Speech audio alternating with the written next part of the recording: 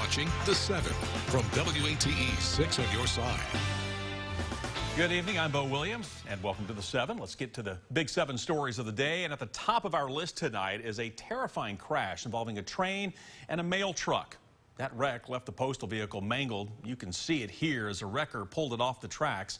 A mail carrier was inside when it was hit. We're told they suffered life-threatening injuries. WATE 6 on your side reporter Blake Stevens was there now for this big story. I'm standing on Zola Lane. It's a dead-end road in West Knox County, and just over my shoulder is where the train and that mail truck came to a stop. But this intersection is not where that crash occurred. A spokesperson for Rural Metro says the train hit that truck and then pushed it about a half mile down the tracks, and it sustained a lot of damage. We want to show you some video we got of that mail truck being hauled off a couple hours ago. We also noticed several USPS employees taking mail from the wrecked truck and putting it into another. As you mentioned, a spokesperson for the Knox County Sheriff's Office says the postal employee was taken to the hospital with what looked to be life-threatening injuries. We have reached out to the United States Postal Service and to Norfolk Southern for a statement. We'll let you know when we hear back. In Knox County, Blake Stevens, WATE 6 on your side. All right, Blake, thank you. Our next Big 7 story remains found in the search for Gabby Petito's fiancé. Now, we don't know yet if those remains were Brian Laundrie. He's been missing since returning home from a cross-country RV trip without Gabby. Now, search teams found her remains in a Wyoming national park. Autopsy results show that she was strangled. Laundrie has been named as a person of interest in her death, and for weeks, investigators have been searching near his Florida home. Well, this morning, his parents went to search a park trail that was a favorite of Laundrie's. Police and the FBI met them at the site, and a family attorney says the search effort found items belonging to Laundrie. Now, in the hours that followed, a cadaver dog was called in, and around 4:30, the FBI revealed at least some of the discovery. Investigators found what appears to be human remains, along with personal items, such as a backpack and notebook belonging to Brian Laundrie. These items were found in an area that up until recently have been underwater. Our evidence response team is on scene using all available forensic resources to process the area. It's likely the team will be on scene for several days. Now, we don't know if the remains found today, again, are those of Laundrie. The family attorney told our Tampa affiliate that Laundrie's parents will wait for forensic identification before saying anything else. The effort to get more COVID-19 protection makes our Big 7 list. The FDA has given its approval now for booster shots of the Johnson & Johnson and Moderna COVID-19 vaccines.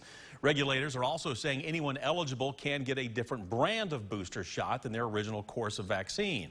The CDC will still consult with an advisory panel later in the week before finalizing the recommendation. And, of course, we'll keep you posted on the process. Well, another next step, getting shots to kids between the ages of 5 and 11. The Pfizer shot is expected to get authorization for those age groups in a matter of weeks. The White House is offering up plans for the rollout, saying the country has plenty of supplies to vaccinate the roughly 28 million kids who will soon be eligible. Federal regulators will meet over the next 2 weeks to weigh in the benefits. Here in Knoxville, we're getting a look right now at the weekly update from East Tennessee Children's Hospital. Their overall case number went from 4 last week to 3 in the past 7 days. That includes 2 children between 0 and 5 years old and 1 child in the 12 and older range. A spokesperson says this will be the last weekly update that they send out. And the Knox County Health Department is announcing 3 more deaths related to COVID-19 across the county, but active cases are down. Total number of deaths now for people living in Knox County stands at 903 since the pandemic began. The total number of active cases is 1,458, down by more than 300 since Tuesday. And there have been 78 new cases since yesterday. Well, the Tennessee Theater is changing its COVID policy. Starting December 1st, it will be up to each artist or production company to decide on protocols. Current rules mean every visitor has to either present a negative test taken within 72 hours of the event date or proof of a completed COVID-19 vaccine. Masks are also required unless you are eating or drinking.